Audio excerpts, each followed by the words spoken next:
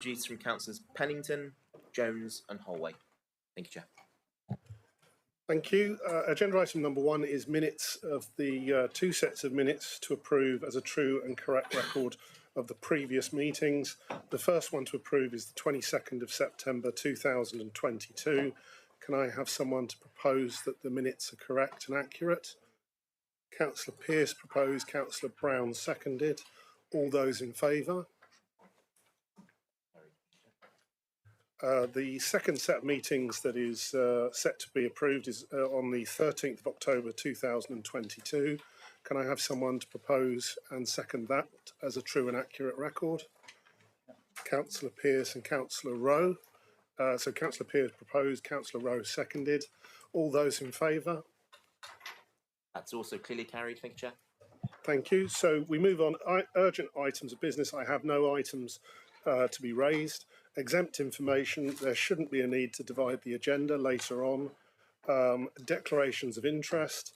I invite members to declare any disclosory pecuniary interest, other registered interests and non-registrable interests, including the nature and extent of such interests they may have in any items to be considered at this meeting. Does any member wish to declare an interest? No. So we move on to agenda item number 5. I have no items of business to bring forward, and we move on to the first agenda item of the main meeting, which is agenda item number 6, the annual health and safety policy statement. And I would ask Councillor Pearce to introduce it. Thank you, Chairman. I'm going to do a brief introduction and then say a little bit about what isn't included in this, because that's probably as important as what is. So the health and safety statement sets out a high-level summary of the Council's overall commitment to ensuring a high standard of health and safety management, the Council's statutory duties under the Health and Safety at Work Act, and the arrangements in place to manage and review health and safety. The statement of intent sets out the above in more detail, so that's the second part of the document. It states that it applies to both staff and members, because in fact the report only mentions officers and not members. But the duty also extends to others, such as visitors and contractors. It also sets out the details of who is responsible for implementation and who provides the technical expertise, and that is the competent person. It talks about the arrangements that are in place for implementation, monitoring and review, and it details specific commitments: free eye tests for users of computers, and bans smoking and vaping on council premises. There are a number of other details, but if anybody's got any questions, please ask me. And the recommendation is that we resolve to adopt the health and safety policy statement, and that the head of paid service and I have to sign it off. Do members have any questions on that agenda item? Councillor Thomas. Thank you, Chairman. I wonder if I could ask maybe Mr Luscombe or any of the officers present on the specific rationale behind the banning of vaping on council premises. Members might be interested to know that I asked a question on smoking last year. For the avoidance of doubt, I am an ex-smoker now and I do not vape either. So this is not a personal question. Councillor Pearce, would you be able to answer that, or shall I pass to Mr Luscombe? I don't think Mr Powell?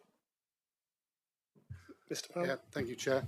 I think it was a decision based on the back of public health advice and the rules that came in about smoking a number of years ago, whereby you have to either provide a proper smoking location that complies with certain regulations, or you ban it from the use on the land. The decision was made to ban it from our establishment, bearing in mind people can go to other areas to smoke should they need to. Councillor Thomas. Chairman, if I could just come back, if I may. Thank you, Mr Powell. I wasn't actually asking about smoking, though. I was asking specifically about vaping. Apologies, Councillor Thomas. I think it was just included that vaping, there are still some concerns around the impacts of vaping on people in the nearby vicinity, and hence that was the decision to include it alongside smoking. Thank you. Any further questions? Councillor Baldry. I'm sorry, I think that's an incomplete answer.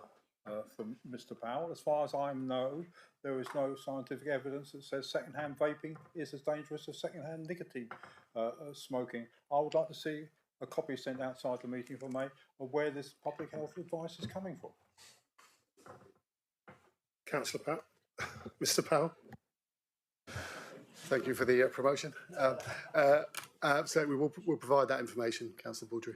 Thank you. Any further questions? Councillor Spencer. Thank you. I just wanted to pick up on the point that Councillor Pearce made about this applying to members. There's a lot in the document that talks about members of staff. There's very little that actually talks about members themselves. The statement does actually say that members are required to make themselves aware of health and safety arrangements that are likely to affect them. Can you tell me, please, how that might be monitored, bearing in mind that they work remotely? Councillor Pearce. Yep. Yes, Councillor Spencer. That there was definitely at the induction section at the beginning of this term of the council a session on this, and I think the things that members need to be aware of, and apart from the common sense things around the office and that kind of thing, and reporting accidents, is lone working, which is a particular thing that affects members and a number of officers who have to go out and visit residents and things like that. But it's that kind of side of it that we need to be aware of. But there was a session. I think we're all struggling trying to remember that session now because it was such a long time ago. But I think probably Mr. White could confirm that it was on the programme at the time, wasn't it? Thank you, Chair. Through you. Yes, it was indeed. There was a catch-all session, if you like, which related to data protection, freedom of information, health and safety. So there was a good couple of hour session, probably within week 3 or 4 of the induction back in May 2019. Thank you. Councillor Spencer again. So, sorry, if I could just come back. My question was, how is it going to be monitored, or how is it intended to be monitored, as far as the members are concerned, who aren't always as immediately accessible as officers are? Mr. Powell. Thank you, Chairman. The lone working policy specifically sets out what members should do in terms of ensuring their health and safety, whether that's using a buddy or calling into the office. So that's, it's a little bit of self-monitoring to ensure that you comply with the policy, which the training was provided on. I suppose the point to make is that the policy applies to officers, employees, members, and guests. Anyone who comes to the building, we've got a duty of care. We would expect people to. Sorry, I've lost my mic. One of the officers, if there was a concern that you had, perhaps that can be more explicit in the policy to make sure that members are aware of the route to highlight any concerns they have about their health and safety. So for officers, they would clearly do that to their manager, and with members, that could either be through leader, group leader, or through Darryl at Dem Services, in which case, if we felt there was a risk assessment needed to be undertaken and a safe system of work put in place to deal with a certain activity, then that's the work we would undertake. Councillor Foss. Yeah, thank you, Chairman. Going back to the vaping, if I may, as you know, I lost my wife to cancer, and I was told that that was from passive smoking. I've seen various documents in the press, and I know you can't, and I can't quote them offhand here, that they're very worried about vaping as well. And as far as I'm concerned, it'd be far safer, it's far better to be safe than sorry, because it may well turn out in a few years' time that vaping, passive smoking, is just as bad as ordinary smoking. So I'm pretty in agreement with it. Councillor Hopwood. Thank you, Chairman. With regards to the policy in total, I think members should have the same amount of training as officers, if not more, because as members, we spend a lot of time with residents going in and out of houses, and I'm glad Mr. White has clarified that we had training on lone working within week 2 or 3 of our induction, which was 3.5 years ago. So I would ask that in the new year, maybe we have a quick session via Teams and just an update, please, just to give us all a little bit more clarity, because times have changed significantly since we all first became members, and I think that would be something that we would all welcome. Councillor Pennell. Thank you, Chairman. Yes, just going back to Councillor Spencer's point about how we enforce the regulations about smoking and vaping on our premises. I can recall several occasions when we've had busy meetings here and long meetings, and when we've had a break, I've gone outside the door out there and found quite a large number of members and members of the public smoking. So maybe that's something that the officers can look at, and maybe we need some signage or whatever, because it certainly happens. Thank you. Do members have any further questions? Councillor Pearce. Not a question, Chairman, but I think one thing I would like to say to members is that I would like to ask officers, as a matter of urgency, that all the council policies are far more accessible to members on the intranet than they are at the moment, because it's really difficult to find them, and they need to be somewhere where members can find them easily, look them up and read them if they want to and refer to them. And I don't think we should be working in a vacuum on this. But with that, I'm happy to move the recommendation on the screen. Secondly, Chairman. Do any members have any further questions or wish to debate the recommendation before we move to the vote? No. So in which case we have a recommendation before us that the council resolves to adopt the health and safety policy statement, and that it is signed by the head of paid services and the leader of the council, that has been proposed and seconded. All those in favour of the recommendation?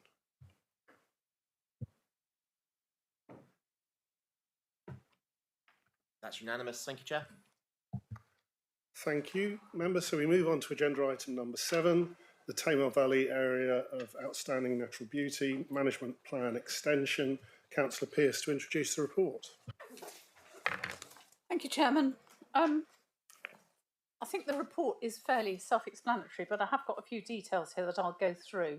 The council is required to produce a management plan for areas of outstanding natural beauty, or AONBs as we know them, within their area, and to review them every 5 years. Now, in our case, for the Tamar Valley, the council delegates the authority to review and implement the management plan to the Tamar Valley AONB team, just as we delegate it to the South Devon team here for the South Devon AONB.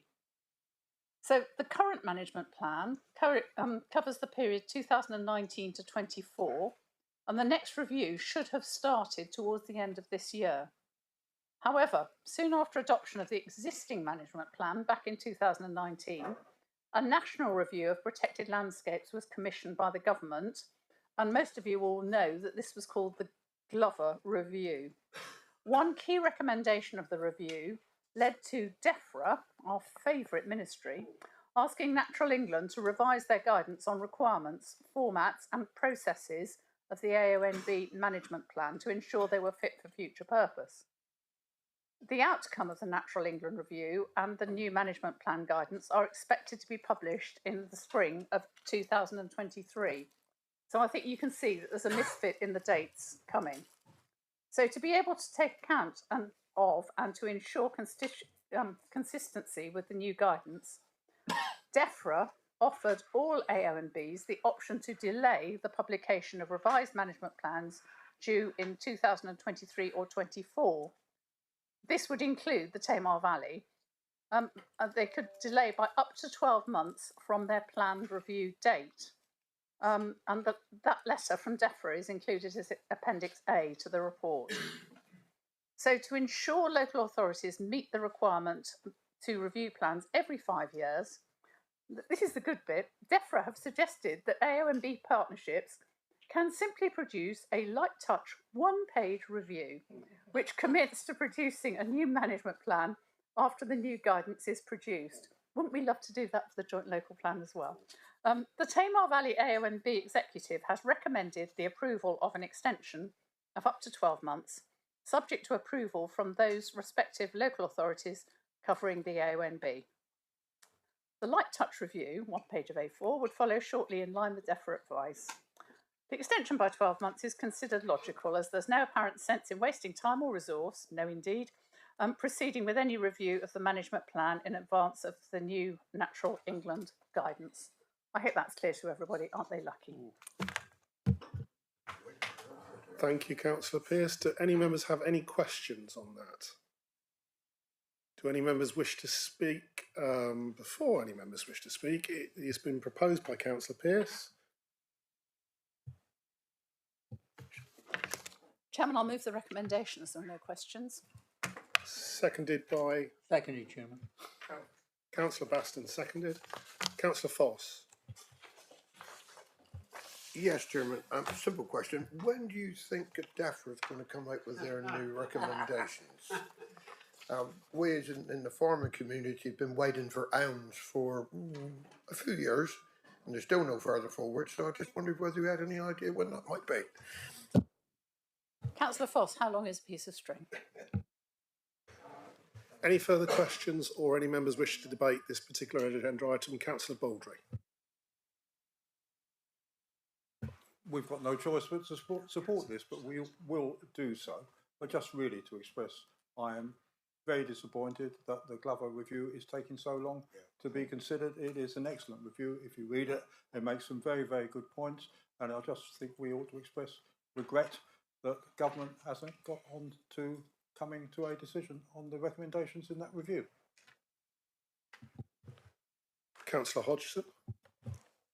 Thank you, Chairman. I just wanted to make the point really that it'd be really good to think about next year when hopefully we will be in a better position with the Glover review to actually look at extending some of our AONB area within the South Hams. As you know, there's been quite a lot of people, particularly following up through the Dart, where there should possibly be a link between where the AONB stops south of Totnes and where it could extend up to link up with the National Park, which would be really good area of protection for the wildlife corridors in particular. Thank you. Do any other members? Councillor Pearce. Well, just to make the point that this isn't about extending the area, which is a national thing and can't be done locally. And this is only about the management plan. It's not about extending areas or anything like that. Do any other members wish to speak before we move to the vote? So we have a recommendation before full council that the council confirm agreement to extend the Tamar Valley AONB management plan up to 12 months to the end of 2025. All those in favour?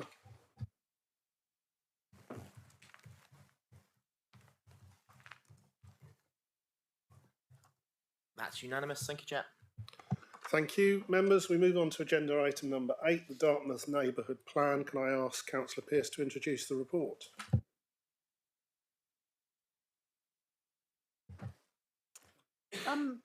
Yes, Chairman. It's always a pleasure for me to have to present you with a neighbourhood plan which is to be made following a referendum. I think Dartmouth Neighbourhood Plan Group are to be congratulated on getting this far. It is not easy to prepare a neighbourhood plan, and I think it must be more difficult to prepare one for a large town like Dartmouth than it is perhaps for some of our village areas where we're definitely more in contact with all our residents. And I think this fact is shown by the low turnout for a referendum. And I think it's worth actually considering this for a moment, because I think the turnout at Dartmouth was about 18% or something, which is low when people are meant to be voting. And I think it possibly shows that there's been a lack of engagement with people in the town to really get them going on the neighbourhood plan, because if you do engage with people, they really take ownership of the plan and they will be proud of it, and they will be proud to defend their town in planning applications that come forward that are hostile to what the neighbourhood plan says. Now, I know that we don't all agree with all the policies in the neighbourhood plan, and I think especially some of the local people don't agree with it, but it would have been good if they'd had a get out the vote campaign. You're not allowed to run a campaign to vote for the neighbourhood plan, but there's nothing to stop you having a get out the vote campaign, and I would have preferred to have seen a higher turnout. Nevertheless, the rules are that it was passed by a majority, and so it goes forward. So I congratulate them and hope that it will be useful to Dartmouth in the future. And can I propose the recommendation while I'm on my feet? And if there are any questions, then we'll have those afterwards. Do any members from Dartmouth wish to speak to the neighbourhood plan? Councillor Hawkins. I'd like to second the recommendation. I'd like to second the recommendation. I'd like to repeat the leader's regret that so few of our residents actually came out and voted for this. The neighbourhood plan is very, very important for the future of our town. We've got some sites which are coming up for development in the next few years, and this will give those sites added protection for what really Dartmouth residents want. So I welcome that. I'd like to thank the committee or the subcommittee of the Town Council for all the hard work and effort they've done in this. It's a very long, as we all know, long, drawn-out, hard process, particularly getting people out on a night like tonight to come out and work on this. So yes, I think it's a very good thing for Dartmouth, and I sincerely thank everybody who did partake in it for all their hard work and effort. But it's a great shame that so few people came out and voted. Councillor Foss. Thank you, Chairman. Yeah, as chairman of the D&M committee, or planning as the general public would want to know it, yesterday we had a meeting, and because the neighbourhood plan was going to be made today and had gone through referendum, it was pleasing to see that the officers were taking, the planning officers were taking note, and the more of these neighbourhood plans that come through, the better for the local community. Thank you. Councillor Hodgson. Thank you. Yes, I was at that planning committee yesterday. It would have been good to have had this actually in the bag, as it were. But it was reported on and certainly very used. But I think I was just making a comment really about the low turnout. It might have been a low turnout, but it was something like an 89% in favour. And I think that says it, at least says they had some engagement, some good engagement. But I would just say that I think we might see some more of this kind of low turnout in the next 6 months or so, simply because people have been so affected by COVID, and a lot of people still aren't really comfortable going out and doing these things. So they're not seeing the posters, they're not feeling like there's this thing going on. And also just the economic crisis, I think, has really sideswiped a lot of people. So I don't think we should be surprised or sort of unduly sort of consider this is something wrong with this plan. I think it's just a sign of the times that I think will heal in the next few months. Do any other members have a question or like to speak on the Dartmouth neighbourhood plan? Councillor Baldry. I don't know if I'm asking a question or I am actually asking a question. We've heard from one of the three local members from Dartmouth. It's a leading question. It's an unfair question. Did all those who are eligible to vote, the three members, vote on this? And are they among the 15%? No, Councillor Rowe's not eligible. That's why I said among those who are eligible. No, I know you're not.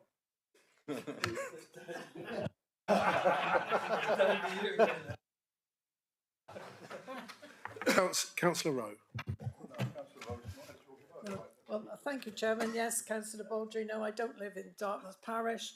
I live 10 miles upriver in Stoke Gabriel, so I wasn't eligible to vote. When my own parish, Stoke Gabriel neighbourhood plan comes forth, which is being worked on, I have to say slowly at present, but we will get there. And I will be voting then. In fact, I will be promoting it and make sure as many as possible do go out and vote. A lot more than less than 20% of the people who seem to be voting in most neighbourhood plans at present. I would like to congratulate the people in Dartmouth who formed the subcommittee. They went through quite a few difficult periods within the change of a membership of the town council. They abandoned it and then they decided to restart, which they did. I'm pleased that they did, and it will be of great help to planning applications when they come forward, when we can overarch the neighbourhood plan against what is recommended by South Hants. So I look forward to working with the neighbourhood plan being in place. Thank you, Chairman. Councillor Hawkins. I live on the sunny side of the Dart in the parish of Kingsware, and as Councillor Baldry knows, we weren't able to vote. Do any members have any further questions or comments to make on it before we move to the vote? No. So members, you have a recommendation before you, which is that the council approves the making and adoption of the Dartmouth Neighbourhood Development Plan. All those in favour?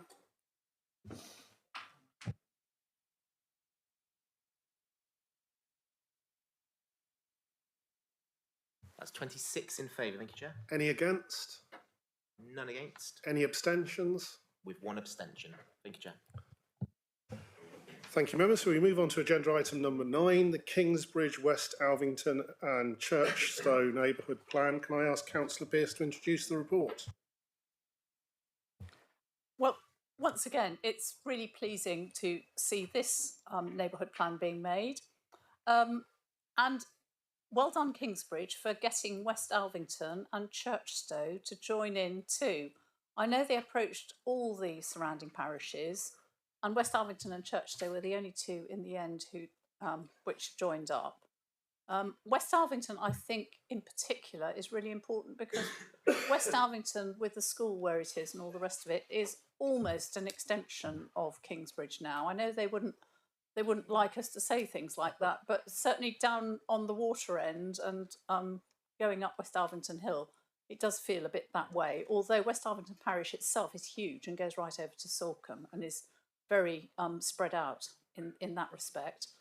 But again, good plan, and I think we need to. I should have thanked the officers when I was talking about Dartmouth, but the officers, both Duncan Smith and now Elliot, have done a really good job on coordinating things and keeping everything together. But again, the turnout was disappointing, I feel, and it is a shame because I think particularly in Kingsbridge, people are very alive to housing and planning problems, and I was really surprised that there wasn't a better turnout for it. But never mind, the referendum was held, and from that moment the plan had full weight. So so yesterday, when there was the application in Dartmouth, the matter was given, the plan was given full weight in determining that matter as well. Just as it will be in Kingsbridge, or would have been yesterday. Well, it was yesterday because there was an application in Kingsbridge, wasn't there? And the housing figures, in particular in the plan, played a big part in the decision that was taken on that item. So, yeah, well done to them too. And the recommendation is on the screen. I commend it to you all. Would any of the local members, Councillor O'Callaghan? I was going to say, would any of the local members like to speak on Sorry, the quick plans? off the blocks there. Yeah. Thank you very much. I'm not sure West Alvington would want to be considering itself an extension of Kingsbridge, but you know what I anyway, mean. Yes, I know what you mean. Well, I'm delighted we now have this neighbourhood plan before us for Kingsbridge, West Alvington and Churchstowe, and thanks to everyone involved in preparing it. Yes, there was a relatively low turnout, but sadly turnout does tend to be low in local elections. It almost seems the more local, the less the turnout, which is not really how we would want it. But it's a good thing for the local area. And as Councillor Pearce and I think Councillor Foss alluded to, myself and other members were able to use the neighbourhood plan as evidence in an item in the Development Management Committee yesterday. So it's already played a starring role. So I think that's a very good thing, and urge everyone to get behind it today. Thank you. Councillor Jackson. Yeah, I'd just like to say thank you as well to Kingsbridge Town Council, who've been really proactive in getting the neighbourhood plan together, and the officers, and I think it's a really brilliant thing. So, and I think the turnout was low, but it was a good majority. So thanks everyone. Councillor Long. Thank you, Chairman. Like everybody else, I've got to congratulate anybody and everybody that was involved in pulling this neighbourhood plan together. And I think the independent parish of West Alvington put a lot of effort into it, being a small, relatively small parish, as did Churchstowe. So I think it will pay off in the years to come. So I think the work that everybody has put in, and that comes from the parish councils and local people and the officers. So I think everybody has to be congratulated. We can all say about the turnout, but we have a majority and it exists. Thank you. Any further comments from any members on this neighbourhood plan? No. So, councillors, you have the recommendation before you on the screen. The council approves the making and adoption of the Kingsbridge, West Alvington and Churchstowe Neighbourhood Development Plan. We need a seconder before I take the vote. Councillor Long to second it. So proposed by Councillor Pearce, seconded by Councillor Long. All those in favour?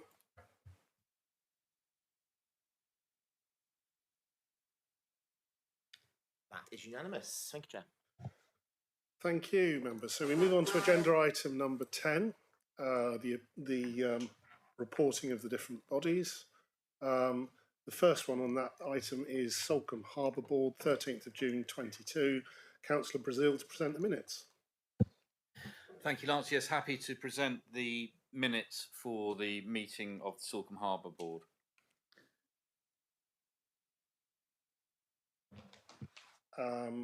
So we take a vote on all those, just noting, okay, thank you, because there are no outstanding recommendations. Section B, Overview and Scrutiny Committee. Can I ask Councillor Thomas to present the minutes? Thank you, Chairman. I present the minutes of the Overview and Scrutiny meeting held on the 16th of June 2022 for noting. Thank you. The Overview and Scrutiny Committee meeting also held on the 21st of July. Scarcely worth sitting down for. Absolutely. Thank you, Chairman. And I also present minutes of the meeting of Overview and Scrutiny held on Thursday the 21st of July 2022 for noting. Councillor Baldry. Thank you, Chairman. I've just got a two-part question, if I may, for the Chairman of Overview and Scrutiny. First of all, we've just approved the minutes back in last June. It seems we've got 4 sets of minutes to approve today. They're getting very historical and very hairy. Do we know the reason why they've taken so long to come to this council? And the second part, sorry, no, go on, Dan. You answer the first part. No, that's fine, Councillor Baldry. You will be aware that we have a member of council staff on long COVID who is the clerk to that committee. So I hope you will understand that, therefore, there is a reason for the delay. I understand the reason given. I thought we had more than one member of staff. But my question really, Chairman, is on the minutes under question, which is on page 298, minutes 1722, recruitment of lawyers. Please, through you, Chairman, can we have an update on what the position is on resourcing of the legal team? Through you, Chairman, I think I'll defer to Mr. Fairbairn. Mr. Fairbairn. Thank you, Chairman. Unfortunately, we were able to offer the post of the principal head or principal lead regulatory lawyer this week. We had some applications to consider. Unfortunately, the candidate who was offered the job turned the position down due to a significant difference in salary, which would have meant that they would have had to take a drop to come and join us, which is unfortunate.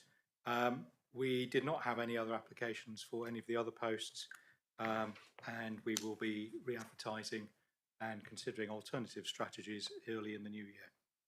Thank you, Chairman. Any further questions on Overview and Scrutiny Committee before we move on to Development Management Committee? No.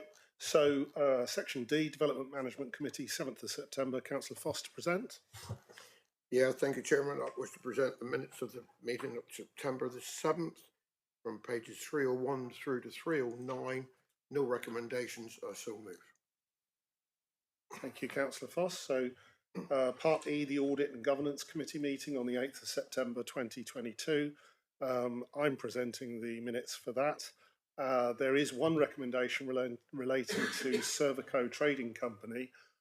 As chairman of the Audit Committee on that day, the Servco Trading Company was effectively a dormant company that was set up by the council and wasn't used in any capacity at all. And we were simply asked, could we close the company down so we don't have to make any recorded accounts or any records at Company House for them. I would ask Mrs. Buckle just to confirm the details on that before we move to take the vote. Thank you, Chairman. Yes, that was a recommendation that the Audit Committee made. Servco, it's a joint company with West Devon Borough Council. It has never traded. It was set up way before 2014. Every year I file dormant accounts and we have to submit an annual return. It isn't something that's takes a lot of time. It takes about half an hour every year to file those dormant accounts. But it is something that we're recommending that we close that company and align that with our financial year end. So recommending closing it at 31st of March 2023. I think when that company was set up originally, it was envisaged that some things like environmental health training courses and that would go through the company, and that would be something that we could progress. It's not something we've ever progressed, so we're now recommending that we formally close that company down. Thank you, Chairman. So, members, you do have one. Councillor Hodgson. Thank you. Yeah, I just wanted to ask: was this the company that was set up so if we wanted to do social housing, actually become our own social housing developer? Would that be the company that would be used for that purpose, or do we have another trading company? Mrs. Buckle? No, that wasn't the reason that Servico was set up. The one that the member is referring to has not been formally set up at the moment. There was a report to council that asked for some money to be set aside to look into the feasibility of that wholly owned company. But no, they are separate. This is a historic one from many years ago. Thank you.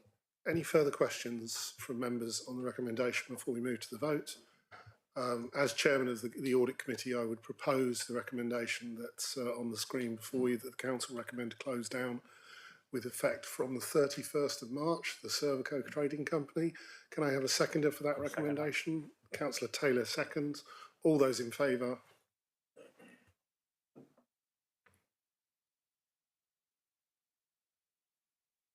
That is unanimous. Thank you, Chair. Thank you, members. We move on to executive from the 21st of September. There is one recommendation relating to MTFS on this, and I would ask Councillor Pearce to present the minutes and the recommendation. Yes, everybody, this recommendation is on page 320 of your papers, and there are 4 parts to it. So I'll deal with 2, 3 and 4 first.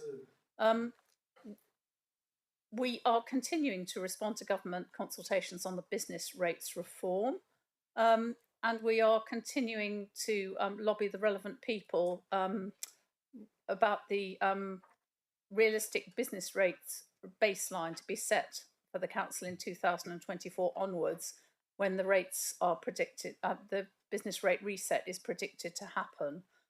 We now have confirmation that it definitely isn't happening next year, and I feel that it's likely it may not happen the year after either, but we'll wait and see.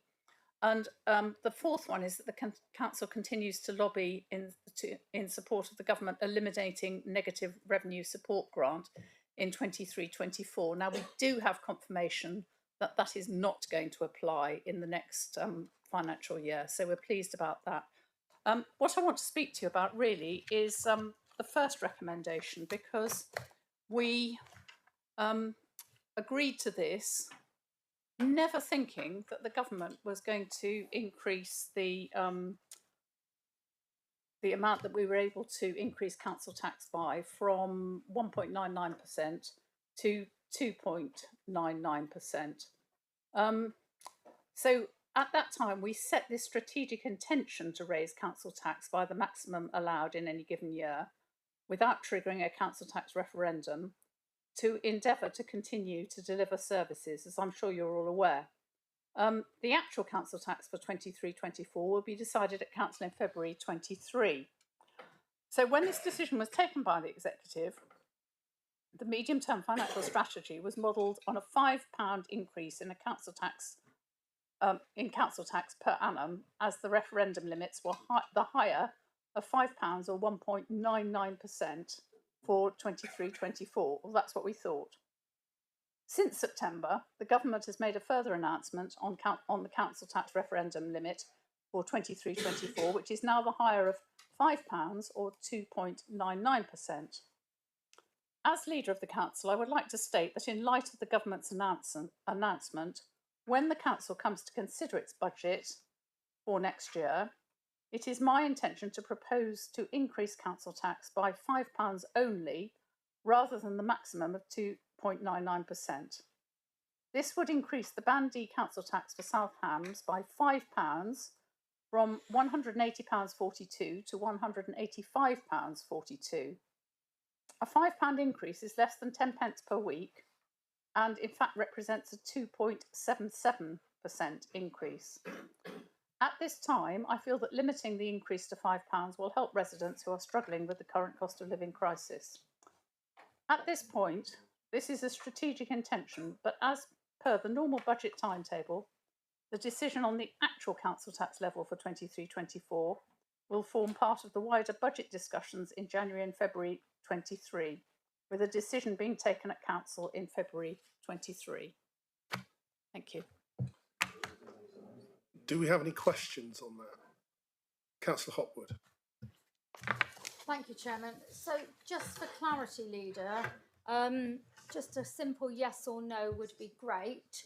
It is your intention as leader of this council that in this current administration, we will not increase the council tax to the maximum the government is going to recommend from next year. It will stay at £5 per year on a Band D council tax. So residents with the current cost of living crisis can be assured that we are not going to put their council tax up to the recommended level that the government are saying we could do now.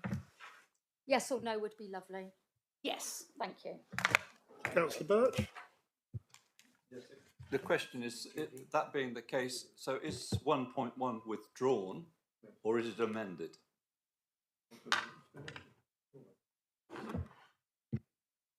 Councillor Pearce, I think.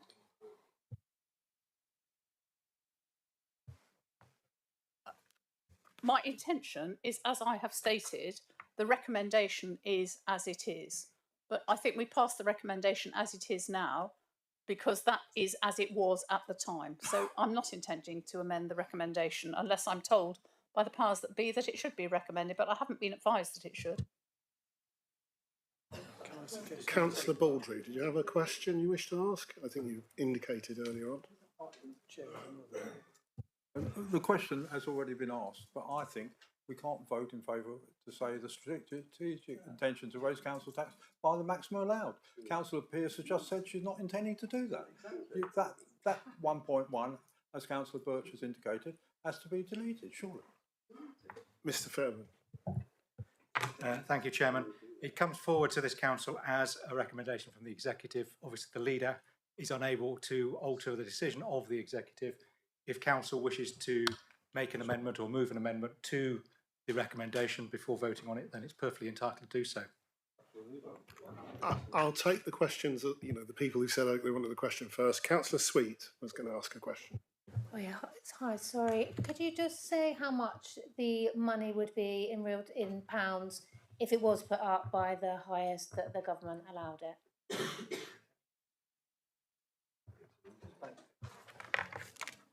Councillor Sweet, the actual amount would be £5.39 on a Band D. Okay, so we're talking about the difference between 39p. Thank you. A week. Councillor Thomas, you did indicate you had a question. Well, no, Councillor Sweet has very eloquently asked the question. I was simply going to point out to Councillor Hopwood that the point that she's just very successfully made from a political point of view, that the Conservative administration would not be raising council tax to the maximum amount, will of course be saving the good residents of South Hams the grand total of 39 pence, and I'm sure for that they will be eternally grateful. Less than 1p a week. Yes, indeed, less than a penny a week. You've spoken, Councillor Hopwood. Councillor Brazil. No, my question's been answered. I was seeking that 39p, and I found it. Thank you. There isn't a limit on questions you can ask, though. So Councillor Hopwood could ask another question.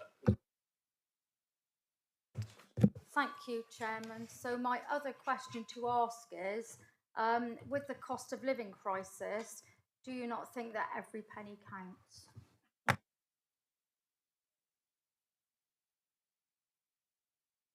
Mr Chairman, if you are allowed to ask questions, could I just ask Councillor Hopwood or anyone else, is 39 pence divided by 52 more or less than 1 penny per week? Because by my maths, it's less than 1 penny, so every penny cannot count, Councillor Hopwood, because it doesn't equal 1 penny. Councillor Rose. Thank you, Chairman. Building on what has already been spoken, but I just feel like apologising to the residents of South Hams. We do understand that cost of living is a very serious issue, and I'm sorry if we're insulting you by suggesting that this tiny amount will help. And we do utterly, understand how serious this is, and we wish a lot more assistance to be made possible. Thank you. Councillor Pearce. I think I'd like to come back on all this merrymaking that's going on, just to say that at the time we took that decision, we honestly believed that £5 was going to be the maximum amount. Now, nobody likes putting up council tax, but we also understand that if we didn't put it up by £5, we would lose that £5 forever and the compound interest on that £5, which for future residents' purposes could prejudice the delivery of services in future years, which is why we undertook to do it.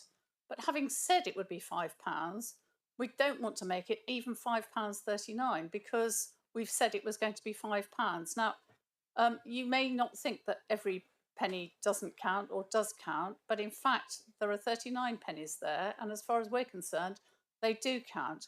Now, for future reference, we shall lose, or the council will lose, and future residents will lose that 39 pence cumulatively with compound interest forever after. But 39 pence is considerably less to lose than the £5 would be if we decided not to charge it.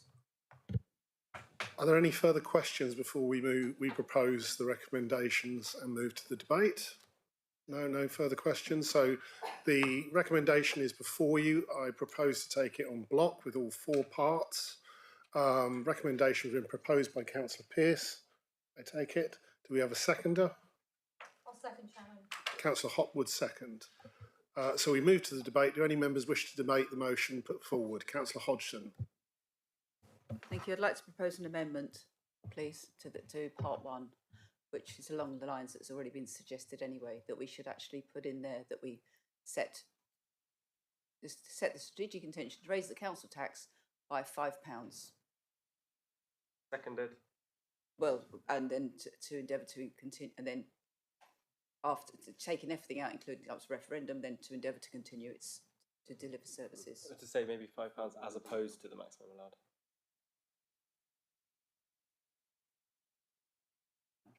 Yeah, okay, by £5 rather than the maximum allowed.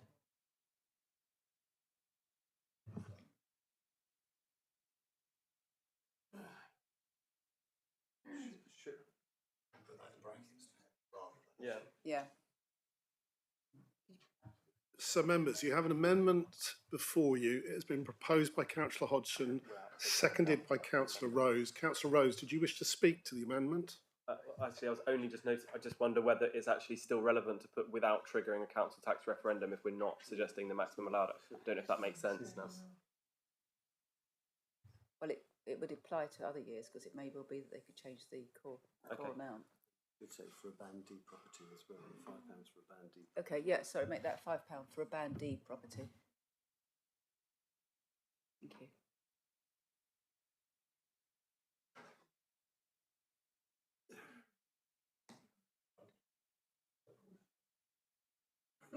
Anytime. Well, it's rather than making ourselves look like a load of idiots. So Councillor Hodgson, are you happy with the proposal, the amendment? Yes. As it stands now, seconded by Councillor Rose. Would you like to speak to that amendment, Councillor Rose? No, thank you. Councillor Hopwood, I believe. Thank you, Chairman. So when I did make the statement that the leading party at South Hams was not going to raise the council tax by more than the £5 per year because every penny does count with those who are struggling with the cost of living crisis. And we had some merriment from the opposition and some really laughable and I think cheap comments about 39 pennies and pennies minus pennies and whatever. But when it goes to actually looking at the figures, you then ask for an amendment to make sure it is only £5.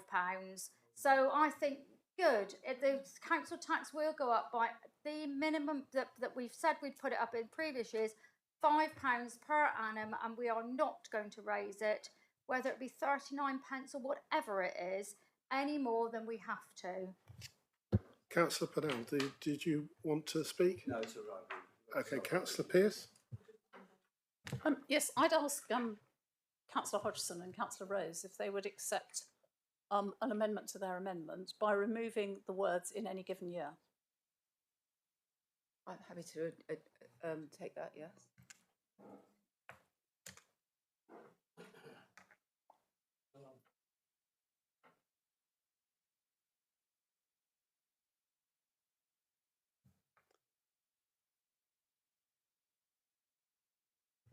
So we have another amendment, which is being proposed by Councillor Hodgson and take it seconded by Councillor Rose. Yeah, it's been accepted. Okay. Councillor Smedden. I guess I don't know whether it's a point of order or a question for Mr. Fairbairn, but if we go ahead with this amendment and we vote and it's voted through, so it would appear to me that the council is effectively setting its council tax like now, rather than I mean we normally do this at a budget meeting in February. Mr. Fairbairn. Thank you, Chairman. I think the important words in there are the reference to the strategic intention, and I think that's it, setting a principle. Clearly, it is not, and it should not be intended to be setting the council tax at this meeting, because that is, as members have rightly said, is a matter for the February council meeting next year. So I think that's the reference to the strategic intention, and of course there is the proviso at the end of the resolution or proposal. Oh, Councillor McCain. That being said, what is the point of this discussion? Exactly.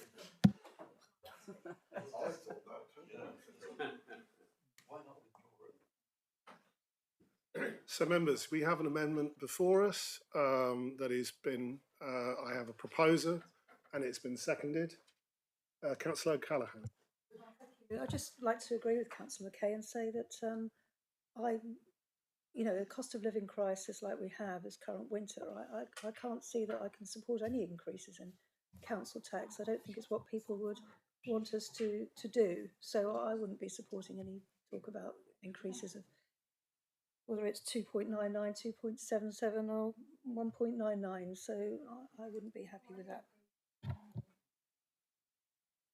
Councillor Hodgson, can you switch your microphone off, please? Do any other councillors wish to speak to the amendment before we move to the vote? So the amendment has been proposed and seconded. Would the proposer like to speak? Just to say, the only reason I've done this is just to try and tidy it up so it's something we can actually vote on. That's the only reason for me making this amendment. It wasn't making political points or anything. It was just to try and tidy it up so that we got something rather than go around in circles. Thank you. So the amendment has been proposed and seconded. So we will move to the vote. All those in favour of the amendment?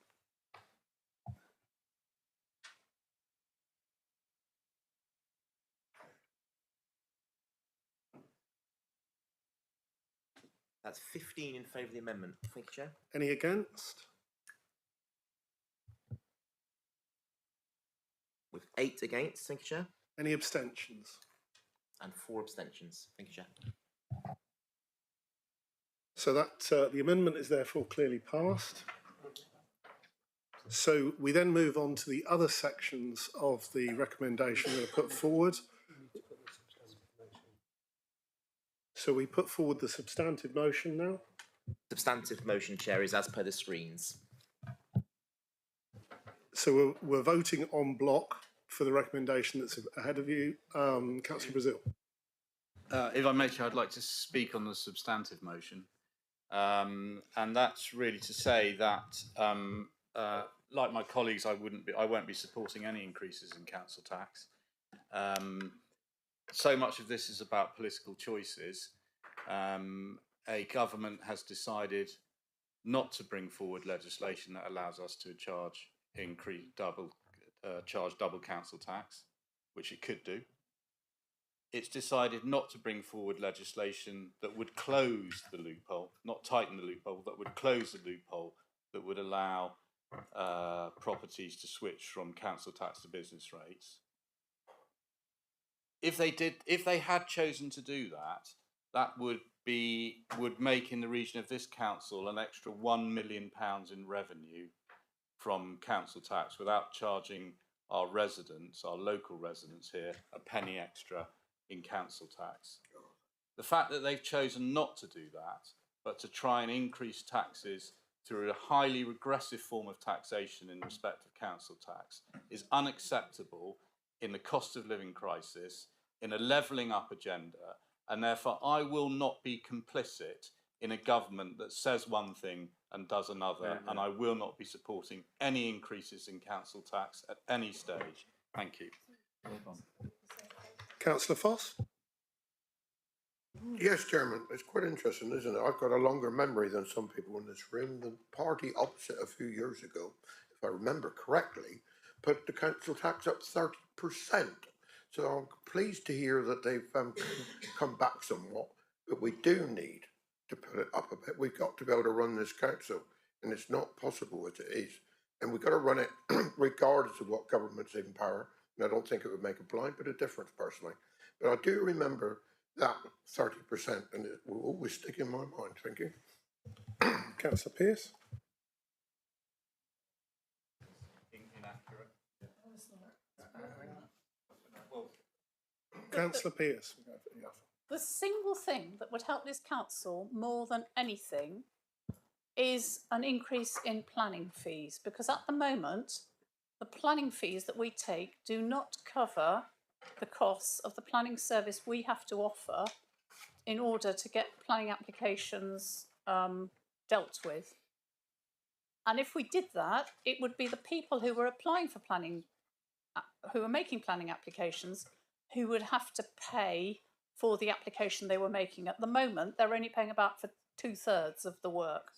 That would be the single thing that would help us most, and that would not cost the government anything, and it wouldn't cost us anything. The cost would lie entirely with the people who were making the planning applications, and in the whole cost of what the project they're going to do, what their plans are, the increase would be absolutely minimal. And as for the £5, I don't want to go on about it, but if we don't make a small increase every year, then we lose that amount forever. And we have to think of future council taxpayers as well as present council taxpayers. And I think that all our residents now and in the future want good services representing good value. And we are well down the list of what councils, district councils charge. Councillor Brazil, I believe you wanted to challenge one of the assumptions that was made on the question. Yes, Chairman, I don't believe that the increase was 30% when they're talking about. We're going back into the last century, actually, by the way, that we're talking about. It's only 22. And it wasn't us over here. It was a Rainbow Coalition at the time. And to be fair to Richard, he wasn't even a councillor. So it's very. Remember it though. Yeah, well, you may remember it, but it wasn't this century, and it certainly wasn't 30%. I think it was 19%, if I'm correct. Councillor Rowe. Thank you, Chairman. Well, I think I speak as probably the only member of council who was here in 1995 to 1999. God save me, probably, but that's how it went. And it's a pity Councillor Pennington isn't here this afternoon, because he would have definitely have put those of you on the other side of the house who weren't here either then, that the non-aligned group of the council, which was any other member but not a Conservative member, they got together, they formed a group to run the council from 1999 to 1995 to 1999, and during those 4 years they put the council tax up 33%. Over 4 years? Over 4 years, yes. But while we're arguing about what we're talking about now, it was only about a quarter of an hour ago that you actually said £5 wasn't very much and only 39 pence a week, I believe your maths worked it out too. So I don't know why we're arguing about it now, to be quite honest. And the £5 on a Band D property is for South Ham's part of the council tax, but we're only a small part of the council tax compared to Devon County Council, of which you are a member, Councillor Brazil, and various other, the fireplace and local councils, parish and town councils, all clubbed together to make however much our council tax bill might be next April. So just bear that in mind. Thank you. Councillor Birch. I think some members seem to forget what we're talking about. You know, the heading up there is medium-term financial strategy for 2023-24 to 25-26. And what are we doing? We're being subjected to a history lesson. Not looking forward, not looking to what is important for this council is the medium-term financial strategy. And what have we got there? There isn't a strategy there. Look at number 2. Continue to respond to government consultations. That's easy. That's not a strategy. Look at number 3. To continue to actively lobby and engage with the government. That's easy. That's not a strategy. Number 4, that the council continues to lobby in support of government eliminating negative revenue support grant. That's not a strategy. There's no strategy there. We are supposed to be looking forward to how this council is going to conduct its financial affairs in the next few years. And there is nothing there. I certainly can't support this because it has no vision, no way forward, and it really is a sham. Councillor Thomas. Thank you, Chairman. I was simply going to apologise to Councillor Rowe and say I'm sorry I wasn't here, but I was in double French at the time. Councillor Pennell. I do have some recollection of the events of 95 to 99. I can't give chapter and verse as to why the council tax may have been put up by that amount over 4 years, but by the leader's own logic, this council would have apparently been in a very much worse financial position if those figures hadn't been put up, because we wouldn't have had the compound increases ever since.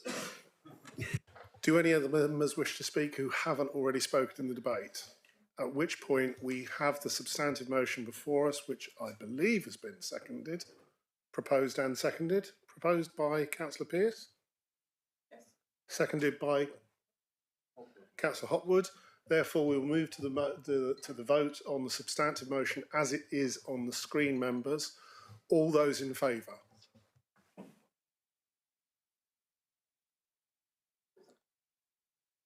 That's 15 in favour, thank you, Chair. Any against?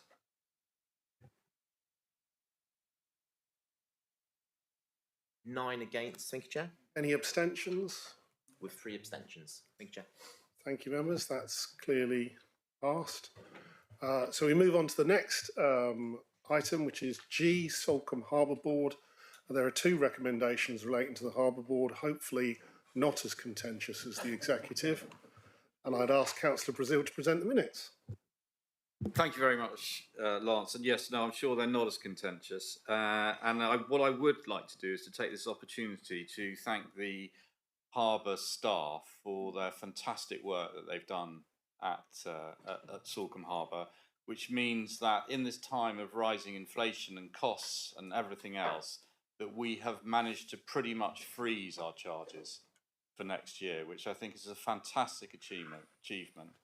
And they should be congratulated a great deal. It's a crucial part of what the South Hams have to offer, and they do a fantastic job. And I think it just goes from strength to strength. So I'm very happy to recommend the proposals in respect of the proposed 23-24 budget and also the fees and charges. So that's set out on pages 327 and 328 with the appendices with those increases included in the papers of the Salcombe Harbour Board for the 26th of September. Thank you, Chairman. Do we have a seconder for that? Councillor Long. So any questions from members regarding the recommendation on the screen? Did any member wish to speak to the recommendation before we move to the vote? So at which point we will just simply move the vote because the recommendation has been proposed and seconded. All those in favour?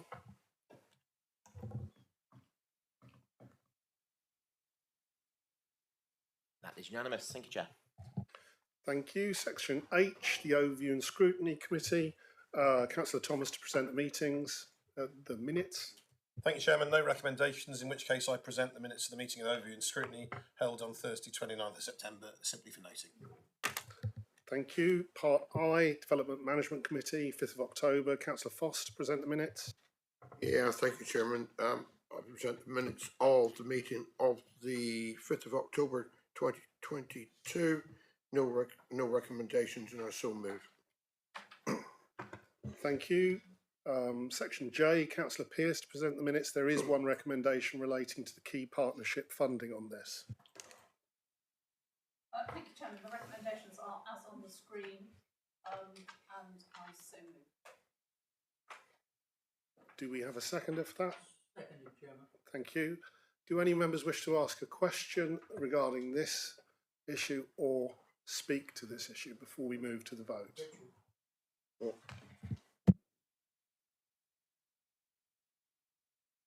no. Well, members, you have the recommendation before you there on the screen, which I shan't be reading out. The recommendation has been proposed and seconded. Therefore, we'll move to the vote. All of those in favour?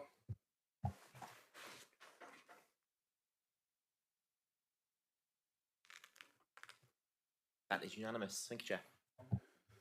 Thank you. Section K, Audit and Governance Committee, 20th of October. I'm the chairman of the Audit Committee. Therefore, I present the minutes of the Audit Committee for the 20th of October 2022. There are no questions on it, so we move on to Section L, Overview and Scrutiny Committee, 3rd of November. There are no outstanding recommendations. Councillor Thomas to present the minutes. Thank you, Chairman. I present the minutes of the meeting of overview and scrutiny held on Thursday the 3rd of November for noting. Section M, Development Management Committee, Councillor Foss to present the minutes. To find out, yes, it's the minutes of the Development Management Committee of the 9th of November, and I so move. Thank you. Section N, Licensing Committee. There are two policy recommendations that require a decision. Councillor Brown to present the minutes. Combination of Councillor Brown and Councillor Brazil, that sounds terrifying. Thank you, Chairman. Yeah, I present the minutes of the Licensing Committee with the recommendations on page 371, which are before you on the screen.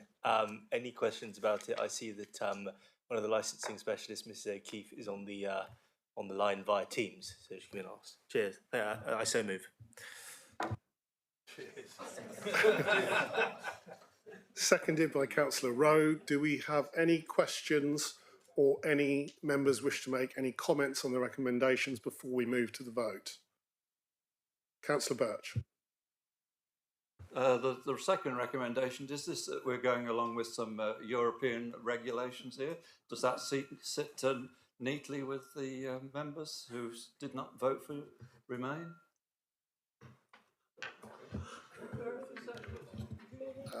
Councillor Brown. It was passed, I believe, unanimously by the members of the Licensing Committee, Councillor Birch. Any further questions or comments on this recommendation before we move to the vote? So the recommendation has been proposed and seconded. All those in favour?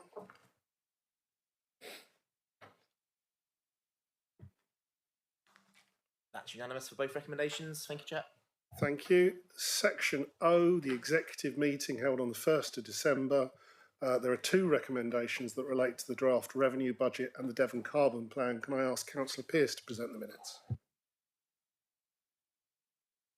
Thank you, Chairman. I hope these aren't controversial, but they're up on the screen in front of you. And if there are any questions, happy to answer. If not, I propose them as they're set out. Councillor Thomas. Thank you, Chairman. I don't propose to go over the conversations we had at the executive on number 5 on the recommendation on the screen, but I would just like to ask the leader, is it her intention to suggest a change to the constitution so that the concept of a non-executive member's briefing on the budget happens annually? Councillor Pearce.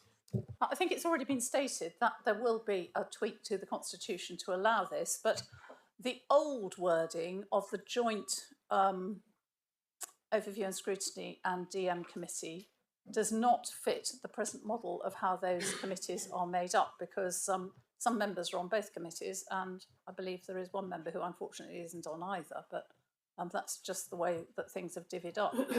So that is why it is set out as it is there, and I understand, as I say, that some amendment will come through. Thank you very much.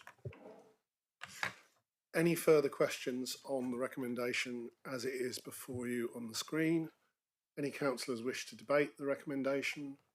So the recommendation has been proposed. Do we have a seconder? Seconded. Councillor Brazil. So Bastone. Councillor Bastone. I've got a Councillor Brazil on the brain at the moment. He gets everywhere. You've got trouble with your bees. You've been brainwashed. So, at which point we will move to the vote. All those in favour?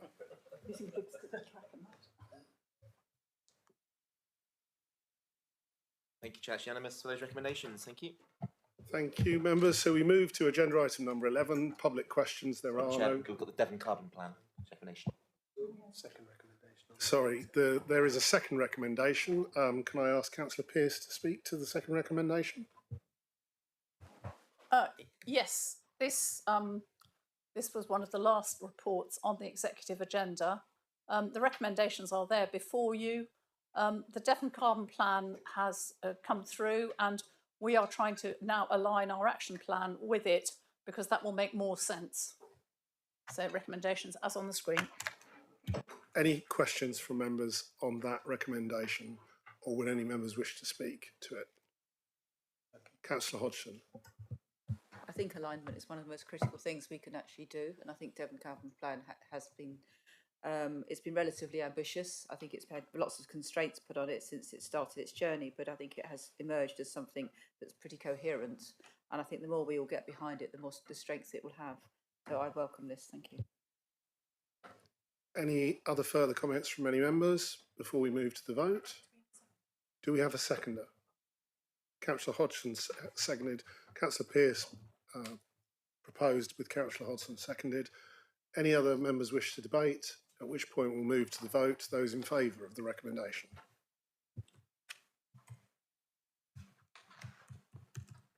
That is also unanimous. Thank you, Chair. Thank you, members. So we move on to agenda item number 11. There are no public questions that have been received. We move on to agenda item number 12, questions on notice. There are 4 questions on notice received from Councillor Hodgson. Councillor Hodgson, would you like to put the first question or debate it?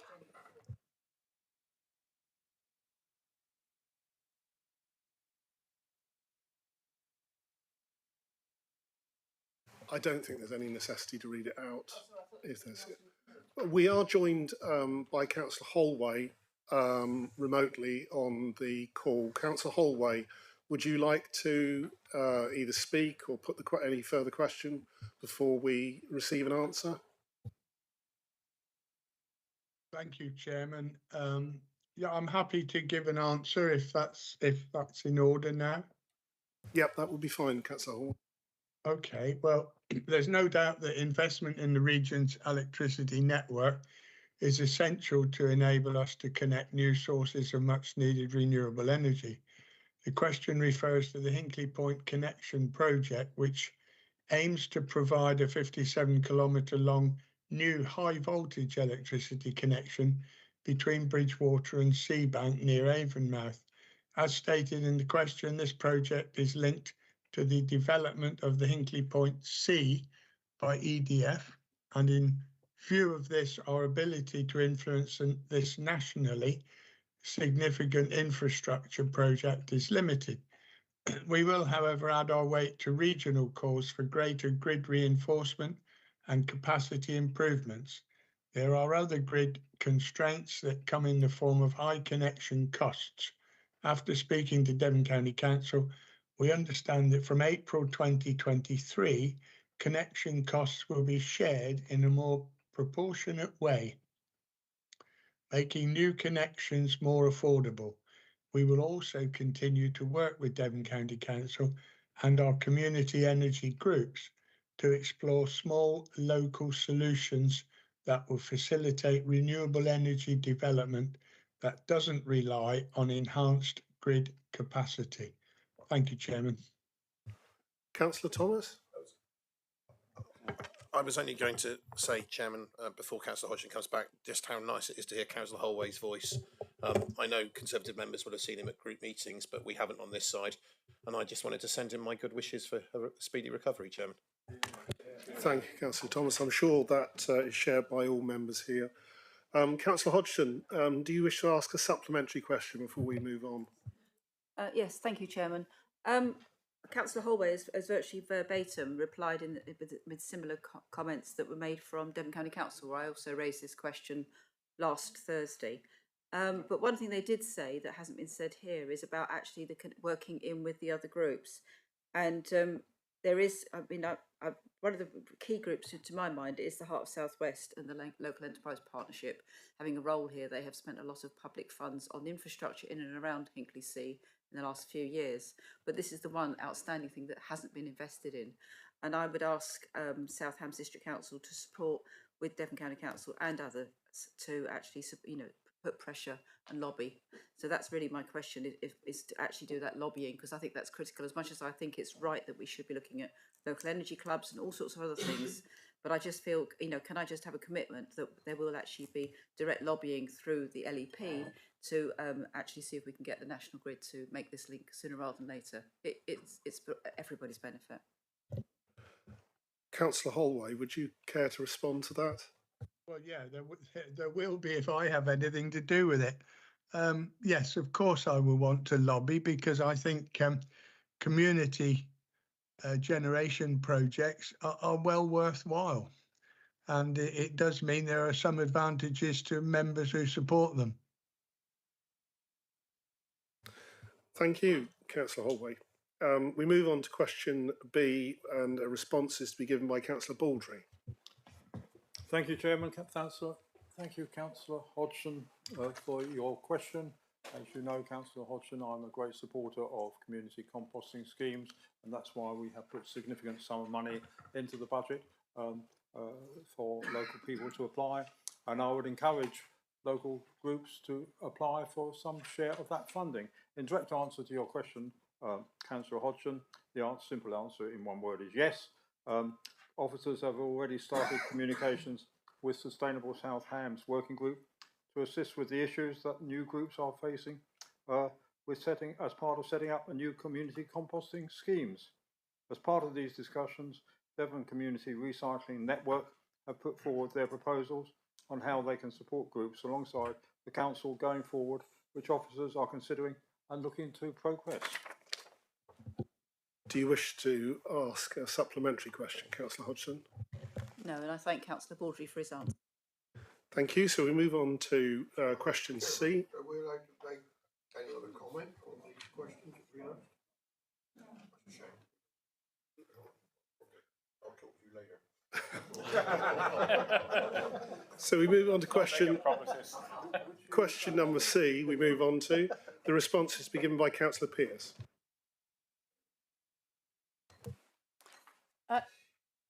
Yeah, the SHDC Traveller Forums have recently recommenced following the COVID lockdowns, and South Hams are hosting these to ensure that homelessness, housing advice and planning information is provided to people who do not fall within the Gypsy and Traveller Protected Characteristic Group.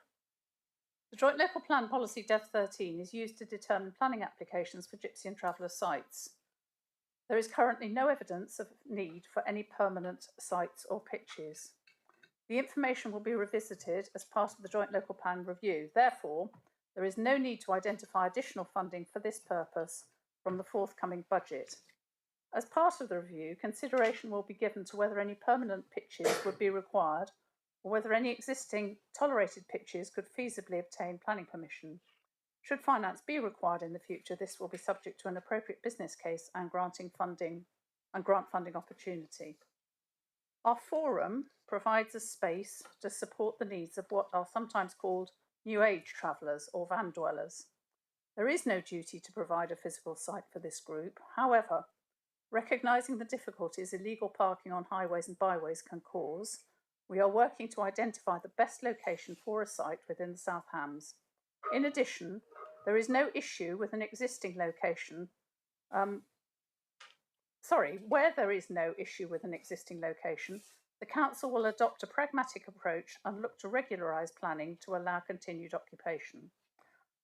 These are not generally on land owned by the Council, and we will have to work both with the residents and the landowners to reach a solution. Councillor Hodgson, would you like to ask a supplementary question? Well, I suppose the biggest part of my supplementary would be, well, what happened to the 100,000 that we set aside to buy a site a few years ago? It seems that what I'm hearing is that we've reneged on that commitment. At the time, we were recognising that there was a need for an addition for these sites. I understood that, you know, with the Traveller Forum, we're working collectively with Devon County Council and South Hams District Council housing officers, and within that group there's a massive discrepancy in the recognised number of sites needed. I remember at the time of the JLP, I think we recognised the need for about 3 pitches, while at the same time Devon County Council recognised the need for 92 pitches in South Hams. And it's my experience is that there's considerably more than 3, even in a small part of Staverton, let alone the rest of my ward, let alone the rest of South Hams. So I'm very disappointed in this response, and I think we should actually make sure we've got our figures sorted out, and also make sure that these Traveller Forum are actually trying to deliver positively. I'm the only councillor that's been to both of the forum in the last few weeks that they've happened, and you know, there's not many people coming to them. There's no Devon County Council officer there. They're just in the corner of the one of the rooms. It doesn't feel like it's for the people that we need to be attracting. So I think there's some work to be done there. But what I would ask is a reconsideration of the 100,000 that was set aside to buy a site, and that we've had reported into this council over the last 2 or 3 years, and now we seem to be going backwards. Councillor Pearce, you wish to respond? Well, I'm not sure that was a question. I thought it was more of a statement. But having said that, as I recall, we were looking into a transit site for ethnic gypsies and travelling people, because there has been a problem at Langage with ethnic gypsies stopping there, and there's been more of a problem since Plymouth closed their transit site. So I think that position is still on hold. As regards the gypsy numbers, there is a minimum number that is recognised, and at the time of the JLP, the minimum number was not above the threshold that required us to find permanent pitches for ethnic gypsies and travellers. And you've just had the response that is regarding the new age travellers, and efforts are being made to find a site, but it will have to be on private land. So if any of you know, we thought we had a private site, but then that fell through. So if any of you know anybody who owns any private land who would be willing to set aside a corner of a field for, or whatever, not too far away from facilities, then I'm sure that our housing department will be very pleased to hear about it, because they are looking for a site. Final question from Councillor Hodgson, a response to be given by Councillor Pearce on question D.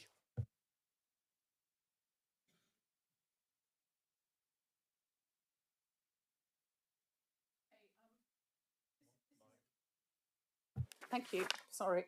So this is about much needed social housing. So Teenbridge, like us, went through LSVT, and they transferred their stock to a company called Teen Housing. Like we have St Anne's Chapel, Teenbridge has also began to look at direct delivery on 2 sites. We are currently running an expression of interest process for 2 sites in Kingsbridge, 1 greenfield and 1 brown, to bring forward affordable-led housing on our own land.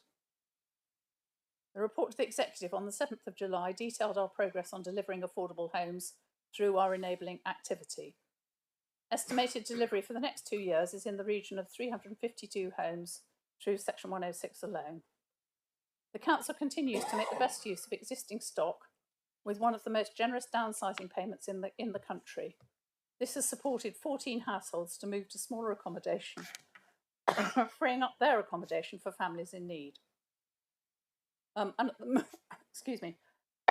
At the moment, there are further downsizers waiting on the list for suitable accommodation, which will free up even more larger houses. Through the Devon Task Force and our own lobbying work, we have been working to bring about change to the broad market area and local housing allowances, second homes, and the loopholes in the business rate system, as well as a licensing system for holiday accommodation. Against the backdrop of our own housing crisis declaration, we have worked to support refugees through the Homes for Ukraine scheme, as well as a renewed focus on asylum dispersal. The Devon Housing Commission, set up by the Housing Task Force and working with Exeter University, will start work shortly to look for new solutions appropriate to the settings and circumstances in Devon. We've been successful in securing an LGA bid to offer practical help and tools to community land trusts, a group we wish to encourage throughout the county and who have a huge role to play in supporting housing for local people. We have had success locally with the Newton and Loss CLT being the proud recipients of a national award from the CLT network. This is great news and they are to be congratulated. Councillor Hodgson, do you wish to ask a supplementary question? Thank you. Yeah, just to say that my question was really around social housing rather than affordable housing. There's a distinctive difference because affordable housing tends to be marked at about 80% of market housing rates. Social housing is generally nearer to 50%, which for those who really in economic struggle is much more affordable. And this is what Teambridge is doing. It's actually setting up, going back to the old council house model, rather than sort of like third-party affordable delivery. Councillor Pearce. Councillor Hodgson, all the houses to rent now that are approved under the joint local plan are on social rent. Thank you, members. So we move on to agenda item number 13, having gone through the 4 questions that were put to the council. Agenda item number 13 has 2 motions that are put forward, have received on notice. The first motion, A, is from Councillors Pearce and Brazil. Can I ask Councillor Pearce to simply move her motion? Can I invite Councillor Brazil to second the motion? And Councillor Pearce, would you care to introduce the motion?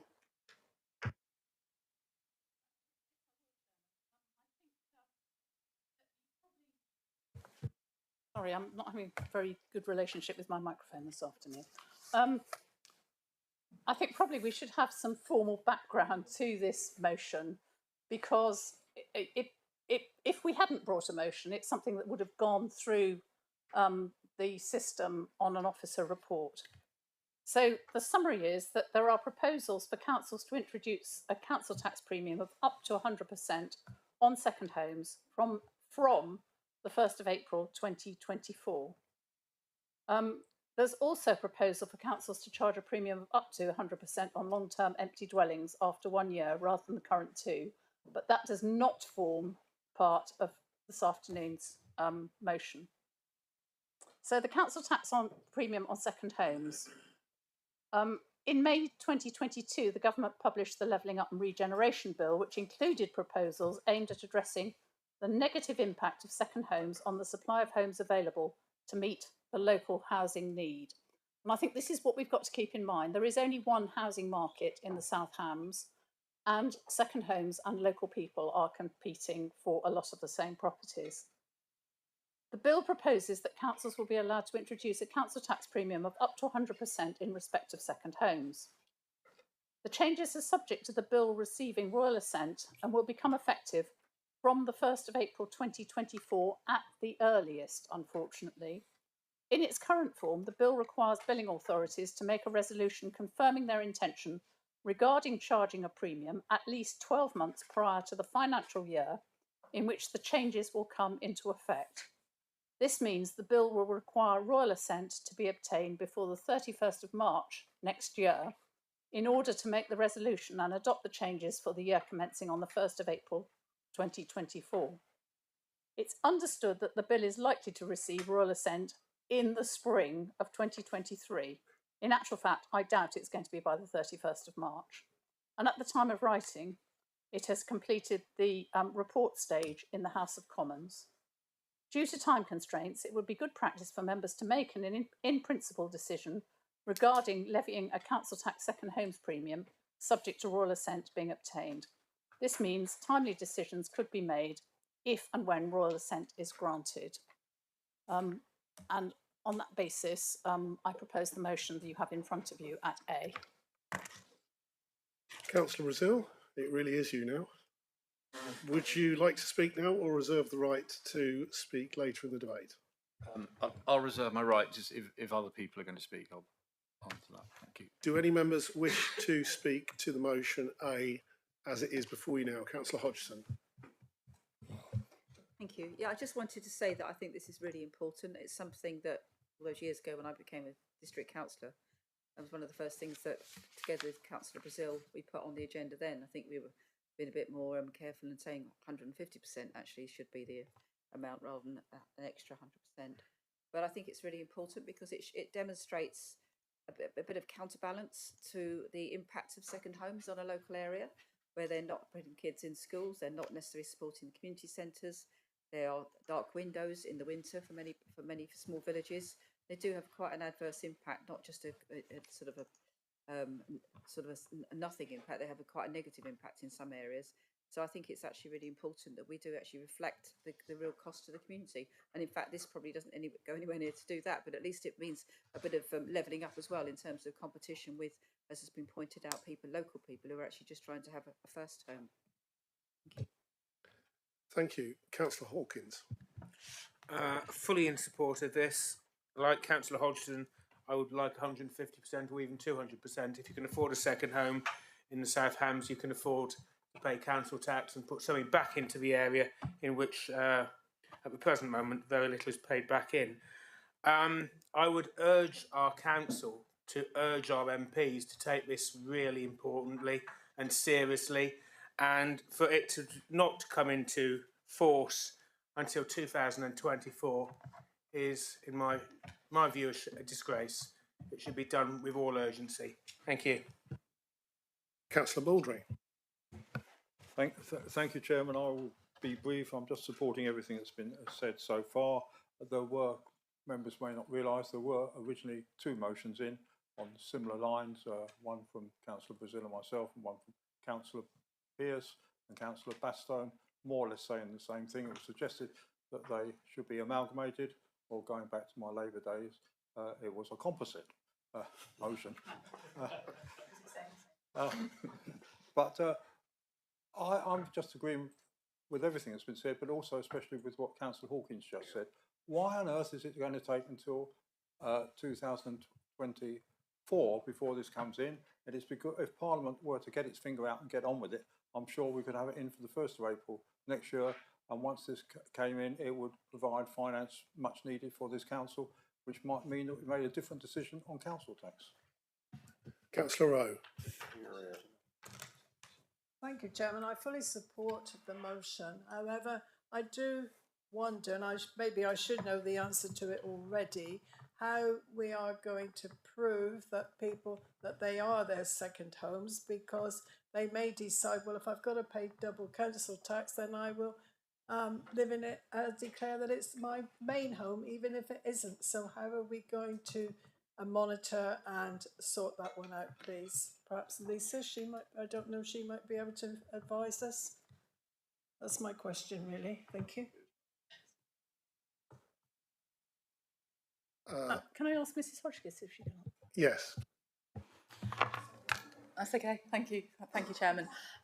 Basically, we're doing a preemptive exercise to ensure that we actually have details of everybody's main residence in order to currently receive. It is a discount at the moment. It is slightly bizarre. It is a zero discount. So we will be doing a preemptive exercise to make sure that we know where everybody's main residence is, and we have proof in the form of a council tax bill. Thank you. Do any other members wish to debate? No. So, Councillor Brazil, if you would like to. Yeah, thank you, Lance. Yeah, can I just say I'm absolutely delighted that this motion has come forward, and as a joint motion with the leader of the council. I mean, we speak as one, I think, in this council. As Jackie reminded me, I remember bringing a motion forward. It was rather elegantly named South Hams Second Home Impact Tax, I called it then. And as Councillor Crowe, because he was the district councillor, and pointed out to me, the acronym wasn't quite so elegant.